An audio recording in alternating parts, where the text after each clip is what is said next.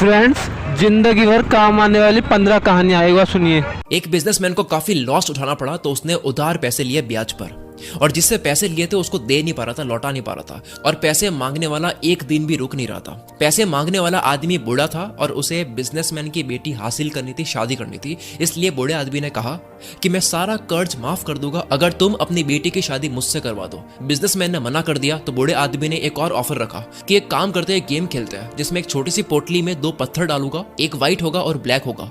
Businessman को बेटी को पत्थर उस पोटली में से निकालने हैं। अगर व्हाइट निकल गया तो सारा कर्ज माफ कर दूंगा और शादी भी नहीं करनी पड़ेगी, और अगर ब्लैक पत्थर निकल गया तो कर्ज तो माफ कर दूंगा लेकिन शादी करनी पड़ेगी। बाप और बेटी दोनों एग्री हो गए, पूरे गांव वालों को इकट्ठा करा। मुखिया भी वहां पे देख रहा था। जमीन से 2 पत्थर उठा करके बूढ़े आदमी ने पोटली में डाले और लड़की ने देख लिया कि उस बूढ़े आदमी ने दोनों ही पत्थर ब्लैक डाले हैं, और ब्लैक पत्थर का मतलब हुआ कि कर्ज माफ लेकिन शादी करनी पड़ेगी। अगर लड़की गेम खेलने से मना कर दे तो शादी तो बच जाएगी लेकिन बाप का कर्ज माफ नहीं होगा, और अगर दोनों ही पत्थर निकाल के उस बूढ़े इंसान की बेइज्जती कर दे तो वो आदमी कभी ना कभी बदला जरूर लेगा। इसलिए लास्ट ऑप्शन था, कोई एक पत्थर निकालो जो कि ब्लैक ही निकलेगा और कर्ज माफ के साथ में उसको शादी करनी पड़ेगी। लड़की ने चालाकी से गेम खेला, उसने एक पत्थर निकाला और एक्टिंग करके ग्राउंड पर गिरा दिया, और वो पत्थर नीचे गिरे, बहुत सारे ब्लैक और व्हाइट पत्थर में मिल गया। लड़की ने कहा, ओ शिट, ये मेरे से गलती से गिर गया, लेकिन एक काम करते हैं, दूसरा पत्थर भी पोटली से निकाल करके चेक कर लेते हैं। अगर पोटली में से अब व्हाइट निकला तो मैंने जो उठाया था वो ब्लैक था, और अगर पोटली में से अब ब्लैक निकला तो मैंने जो उठाया था वो व्हाइट था।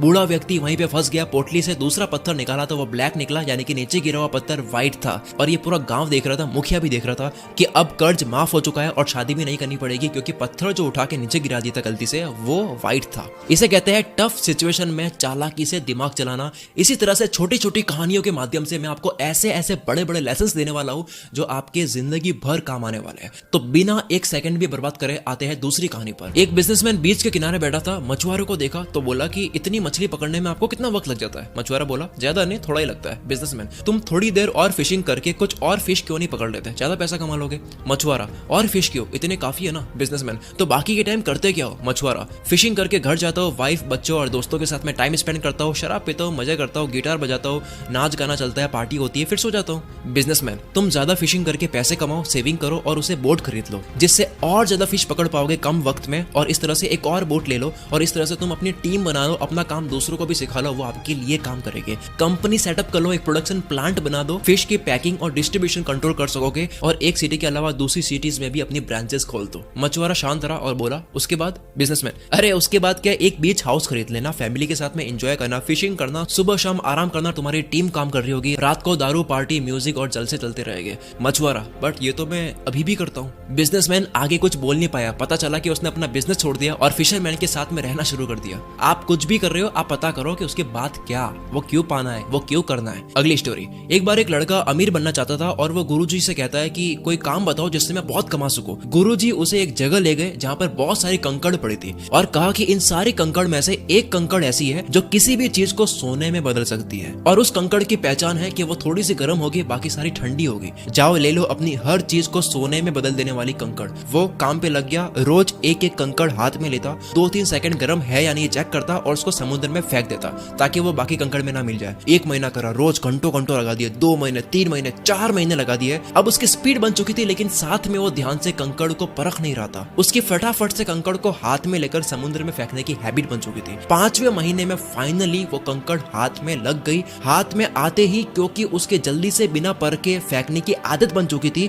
तो उसने उस गर्म कंकड़ को भी समुद्र में फेंक दिया, और फेंकते ही उसने जोर से अपने सर पर मारकर चिल्लाकर पछतावा करा कि मैंने ये क्या कर दिया, हर चीज को सोने में बदल देने वाली कंकड़ को भी फेंक दिया। ठीक इसी तरह हर दिन को हल्के में लेने से ये आपकी हैबिट बन जाती है, और जिस दिन अच्छा मौका आता है उसे भी इसी आदत की वजह से गलती से उसको भी हल्के में ले लेते हैं, फिर बाद में होता है पछतावा। हर कंकड़ को ध्यान से परखो, यानी कि हर दिन को इंपॉर्टेंट समझो। कोई एक दिन, कोई एक कंकड़ आपकी जिंदगी को सोने में बदल सकता है। अगली कहानी। एक बाप अपने बेटे के साथ में रेस्टोरेंट में खाना खाने जाता है और नोटिस करता है कि रेस्टोरेंट की हालत काफी खराब है, गंदगी है, टेबल टूटी हुई है, खाना भी टेस्टी नहीं था। बेटा पिता से कहता है कि हम कितने गरीब है और कितनी मेहनत करते हैं, इनके पास ये होटल है, चाहे तो कितना बड़ा कर सकते हैं, लेकिन ये कर नहीं रहे हैं, तो ये रेस्टोरेंट पे मेहनत क्यों नहीं कर रहे हैं। खाना खाकर बिल पे करते वक्त ओनर से लापरवाही का कारण पूछा तो बोला, इस रेस्टोरेंट में इतनी कमाई नहीं है, लोग आते ही नहीं है, इसलिए हम इस पे ध्यान देते नहीं है, ना इन्वेस्ट करते हैं। हमारी कमाई एक ट्रक चलती है उससे हो जाती है। लड़के के पिता ने ट्रक सामने ही देखी और चुपके से उस ट्रक ट्रक का इंजन ऐसा खराब कर दिया कि वो ठीक हो ही ना पाए। ठीक 3 साल के बाद में बेटा वहां से जाता है और देखता है कि वहां पे बहुत बड़ा रेस्टोरेंट खड़ा हो गया है, 5-6 फ्लोर बन चुके हैं और क्या शानदार उसका लुक है। बेटे ने रेस्टोरेंट के ऑनर से बात करी कि इतना सब कुछ कैसे हुआ, तो उसने बोला कि मेरी कमाई एक ट्रक चलती थी उससे होती थी और मैं रेस्टोरेंट पे बिल्कुल ध्यान देता ही नहीं था, लेकिन पता नहीं किस कारण से वो ट्रक खराब हो गई और उसे कोई ठीक कर ही नहीं पाया। इसलिए पैसे कमाने के लिए मजबूरन मैंने रेस्टोरेंट पर ध्यान दिया और पता चला कि होटल मैनेजमेंट और बिजनेस करना मेरे अंदर था, मेरी अंदर की आवाज थी। मैंने पूरे रेस्टोरेंट का रंग रूप बदल गया, कुक बदल दिए, वेटर्स बदल दिए। मैंने 5 और सिटीज में रेस्टोरेंट्स खुलवा दिए और वहां मैनेजर बैठा दिए। आज मैं उस ट्रक से 50 गुना ज्यादा कमाता हूँ। दोस्तों, आपकी जिंदगी की वो कौन सी ट्रक है जो आपके टैलेंट और अंदर की आवाज से दूर कर रही है? अगली कहानी, एक इंसान को डॉक्टर बनना था, पर डॉक्टर की तैयारी करने में जो मेहनत लगती है उस मेहनत में मजा नहीं आता। उसने हर जगह रिश्वत दी, पास हो गया, डॉक्टर बनने तक सेटिंग चलाई, सर्टिफिकेट पा लिया, डॉक्टर बन गया, हॉस्पिटल खोल दिया। उसके पास में एक्सीडेंट का केस आया जो कि सीरियस था। ऑपरेशन उससे मैनेज हो नहीं पाया क्योंकि उसने तैयारी करी ही नहीं थी। उसके हाथ से एक बहुत बड़ी गलती हो गई, उससे केस मैनेज नहीं हुआ और पेशेंट की डेथ हो गई। वो नकली डॉक्टर बहुत पछताया ये करके। उसके डॉक्टर बनने की सारी फैंटेसी वहीं पे उतर गई और उसके फादर बाहर खड़े उनसे कहने गया कि मैं नहीं बचा सका, तो पता चला कि उसके पिता ही वो उन लोगों में से एक इंसान थे जिसने रिश्वत ली थी। फादर को कर्मा मिला तो डॉक्टर को शॉर्टकट लेने का नतीजा मिला। डोंट टेक शॉर्टकट, एक दिन कामयाबी संभाल नहीं पाओगे, तैयारी करो। नेक्स्ट स्टोरी, एक इंसान बुद्ध से अपनी किस्मत पूछने जाता है तो रास्ते में एक आदमी मिलता है, वो कहता है कहाँ जा रहे हो? वो बोला बुद्ध से मिलने जा रहा हूँ। तो बोला कि मेरी बेटी बोल नहीं सकती है, बुद्ध से पूछना कि वो कब बोलना शुरू करेगी। आगे गया तो जादूगर को मिला, कहाँ जा रहे हो? बोला बुद्ध के पास जा रहा हूँ। तो बोला मेरा भी सवाल है, मैं स्वर्ग जाना चाहता हूँ लेकिन जा नहीं पा रहा हूँ, तो मेरा भी पूछ के आना कि मैं कब जाऊंगा। आगे गया तो एक कछुआ मिला, कहाँ जा रहे हो? बोला कि बुद्ध के पास जा रहा हूँ। तो बोला कि यार मैं काफी टाइम से ड्रैगन बनना चाह रहा हूँ, बन नहीं पा रहा हूँ, तो मेरा भी पूछ के आना। फाइनली बुद्ध से मिला तो वो बोले कि आप केवल 3 ही सवाल कर सकते हो। उसने सोचा कि मेरी तकलीफ तो काफी छोटी है, इन 3 लोगों की ही बोल देता हूँ। तीनों की तकलीफ सुनकर बुद्ध बोले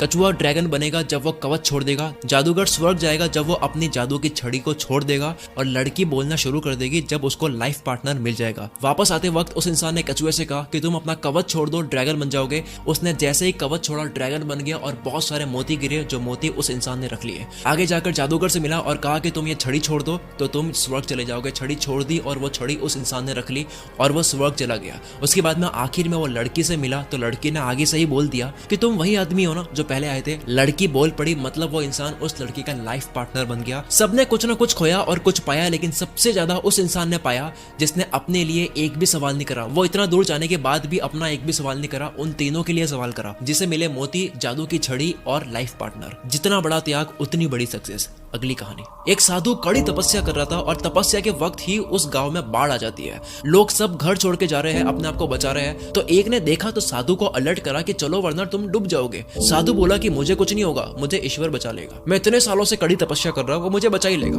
थोड़ी देर बाद में पानी कमर तक आ गया, वहां पे नाव निकलने लगी। एक आखिरी नाव जा रही थी, लोगों ने कहा कि आ जाओ वरना डूब जाओगे। साधु ने कहा मुझे कुछ नहीं होगा, तुम जाओ, मुझे ईश्वर बचा लेंगे। अब पानी इतना बढ़ चुका था कि साधु को पेड़ के ऊपर चढ़ना पड़ गया। वहां पे हेलीकॉप्टर्स जा रहे थे काफी सारे। एक आखिरी हेलीकॉप्टर की नजर पड़ी साधु पर और रस्सी फेंक कर कहा कि रस्सी को पकड़ लो, ये आखिरी हेलीकॉप्टर है, आप डूब जाओगे। तो साधु ने कहा कि आप चले जाओ, मुझे ईश्वर बचा ही लेंगे। और इस तरह से साधु की डूबने से मौत हो जाती है। मरने के बाद में वो ईश्वर से कहते हैं कि मुझे आपने बचाया क्यों नहीं? मैंने जिंदगी भर आपके लिए तपस्या करी और आपने मुझे बचाया नहीं। ईश्वर ने कहा कि मूर्ख इंसान, मैं 3 बार ही आया था, तीनों बार मैं ही तो था। एक बार पैदल, एक बार नाव के साथ और एक बार हेलीकॉप्टर के साथ। जब मौके होते हैं तब हम पता नहीं किसका इंतजार कर रहे होते हैं और हम एक्शन नहीं लेते हैं, और उसके बाद में जब वक्त निकल जाता है हम पछतावा करते हैं। अगली स्टोरी, कुछ बंदरों को एक पिंजरे में डालकर पिंजरे में केले लटका दिए गए। अब जैसे ही कोई बंदर केले खाने के लिए पास में जाता तो ऊपर से ठंडा पानी गिरा दिया जाता। पानी गिरने की वजह से सारे बंदर गीले हो जाते। अब क्योंकि कोई भी बंदर केले के पास जाता तो ठंडा पानी गिरा दिया जाता, तो उन्होंने नियम बना लिया कि कोई भी बंदर अगर केले के पास में गया तो उसकी धुलाई होगी। कुछ दिन बाद एक पुराने बंदर को निकाल करके एक नए बंदर को उस पिंजरे में डाल दिया। नए बंदर ने केले देखे, पास जाने लगा, उसको पता ही नहीं क्या होगा। केले के पास जाते ही बंदरों ने उसकी धुलाई कर दी। नया बंदर समझ नहीं पाया कि मेरी धुलाई हो क्यों रही है। फिर से एक और पुराना बंदर निकाल करके एक नया बंदर उसमें डाल दिया गया। अब जैसे ही वो नया बंदर फिर से केले देखता है, पास जाता है, उसकी भी धुलाई होती है। लेकिन इस बार इस धुलाई में पिछला वाला नया बंदर भी शामिल था, जिसको पता ही नहीं है कि धुलाई करनी क्यों है। ऐसे करते करते सारे पुराने बंदर जिनको पानी वाली बात पता है उनको निकाल करके नए बंदर डाल दिए जिनको पता ही नहीं है कि धुलाई करनी क्यों है। और इस तरह से सब एक दूसरे की धुलाई कर रहे थे, किसी को नहीं पता कि धुलाई क्यों कर रहे हैं। हम सब अपने सपनों को इसी तरह पीटते हैं। क्यों पीट रहे हैं किसी को नहीं पता, बस सिखाया गया है, कुछ सिस्टम बना दिए गए, क्यों है पता ही नहीं है। हो सकता है किसी के ऊपर ठंडा पानी गिरा होगा, यानी कि वो फेल हुआ होगा, जिसकी वजह से उसने कोई नियम बना लिया। अब लेकिन दिक्कत यह है कि आपके ऊपर वो ठंडा पानी नहीं गिरने वाला है, यानी कि आप फेल नहीं होने वाले हो। फिर भी आप उस पुराने नियम को मान रहे हो जो कि तब बना था जब वो फेल हुए थे, जब उनके ऊपर ठंडा पानी गिरा था। अगली कहानी, क्या आपको पता है कि बर्तन में पानी डालकर उसमें मेंढक डालें और उसको गर्म करें धीरे धीरे, तो मेंढक टेम्परेचर के अकॉर्डिंग अपने आप को एडजस्ट करना शुरू कर लेता है। लेकिन कहानी यहाँ से शुरू होती है, जब पानी गर्म होते होते एक लिमिट से ज्यादा गर्म हो जाता है, तब वो अपने आप को एडजस्ट नहीं कर पाता है और वो बाहर आ नहीं पाता है, क्योंकि उसके कूदने की एनर्जी खत्म हो चुकी है, वो घायल हो चुका है बहुत ज्यादा गर्म हो जाने की वजह से। उसने अपने सारी एनर्जी शुरू में ही अपने आप को एडजस्ट करने में दे दी। वो चाहता तो एक छलांग से उसी टाइम बाहर आ सकता था और आखिर में वो मर जाता है। मेंढक की मौत किससे हुई? गर्म पानी से नहीं हुई, मौत हुई राइट टाइम पर जंप ना लेने की वजह से। अच्छे वक्त का इंतजार मत करो, बस कूद जाओ, उसके बाद में सही कर दो। सब सही करने का सोचकर मत कूदो, क्योंकि कभी नहीं कूद पाओगे। और कहते हैं कि सबसे अच्छा कूदने का वक्त तब होता है जब आप तैयार नहीं होते हो, क्योंकि कूदने के बाद तैयारी होती है। अगली स्टोरी, एक औरत को अपनी सांस पे बहुत गुस्सा आता था। वो गई ऐसे इंसान के पास जो जहर दे सके। उसने कहा कि मैं जहर देता हूँ, पर इसको थोड़ा थोड़ा करके खिलाना है और 2 महीने बाद मौत हो जाएगी आपके सांस की। पर 2 महीने तक अपने सांस से अच्छे से बात करनी होगी, ध्यान रखना होगा, ताकि तुम्हारे पति को 1% भी शक ना हो। 2 महीने तक उसने थोड़ा थोड़ा रोज जहर दिया। बहुत मोहब्बत से रहती, उसका मन करता कि एक ही दिन में सारा जहर दे दे, लेकिन ऐसा करने से उसके पति को शक हो जाएगा, इसलिए उसने पहले बनाई। 2 महीने रोज थोड़ा थोड़ा जहर दिया, अपने सास के साथ में अच्छे से रही। 2 महीने होने ही वाले थे, वो जहर देने वाले के पास में गई और बोली कि कुछ ऐसा कर दो कि उनकी मौत ना हो, क्योंकि अब मुझे उनसे प्यार हो गया है, मुझे उनमें कोई कमी नहीं नजर आती है। दोस्तों, हर इंसान अच्छा लगने लग जाता है जब उनसे बनाने की कोशिश करता है। अगली स्टोरी, एक शूज के बिजनेस ओनर ने 2 लोगों को फ्रेशर पर लगाया और काम दिया कि जो इस काम को करेगा उसकी नौकरी रहेगी, बाकी दूसरा फायर हो जाएगा। दोनों को एक ही जगह एक आइलैंड पे भेज दिया और कहा कि जाके पता करो कि वहाँ पे हम कितने शूज बेच सकते हैं, क्या वहाँ पे बहुत बड़ी शॉप बन सकती है या नहीं। वहां जाने के बाद में देखा कि लोग जूते पहनते ही नहीं है, तो एक ने बॉस को मेल करा कि सर यहाँ पे तो लोग जूते पहनते नहीं है, हम बिजनेस यहाँ पे नहीं कर सकते। और दूसरे वाले ने मेल करा कि सर यहाँ पे तो लोग जूते पहनते नहीं है, ये तो अपॉर्चुनिटी है। इसका मतलब ये कि हम करोड़ों में कमाने वाले हैं, क्योंकि यहाँ किसी ने अब तक शूज पहनने स्टार्ट करे ही नहीं है, यानी कि सबको शूज खरीदने की जरूरत है। पॉजिटिव साइड देखने वाले की जॉब लग गई और दूसरा जो कहता था कि यहाँ पे शूज नहीं बेच सकते, उसको फायर कर दिया। कोई भी कमी होती है उसको अपने फायदे में इस्तेमाल करो, वहां पे परेशान मत हो। अगली स्टोरी, एक ऊंट का बच्चा अपनी माँ से कहता है कि हमारी कमर पर एक कुबड़ क्यों होती है, तो जवाब में मिला कि रेगिस्तान में पानी की कमी होती है, तो पानी को स्टोर हम कर सकते हैं। अगला सवाल करा कि हमारे पैर जो है वो फैले हुए क्यों होती है, तो माँ ने जवाब दिया कि ताकि रेगिस्तान पर अच्छे से चल सके। फिर सवाल करा कि हमारी आंखों की पलकें इतनी मोटी और बड़ी क्यों है, तो जवाब में मिला कि रेगिस्तान में तेज हवा में उड़ रही मिट्टी से बचने के लिए। ऊंट का बच्चा बहुत टाइम तक सोचने के बाद में बोलता है, हम अगर रेगिस्तान के लिए बने हैं, हमारी ताकत ही रेगिस्तान में रहने के लिए है, तो हम ये जू में क्या कर रहे हैं। हर इंसान की अपनी शक्ति होती है और उसका मैदान होता है, आपको वही करना चाहिए जो आपके लिए सही है। अगली स्टोरी,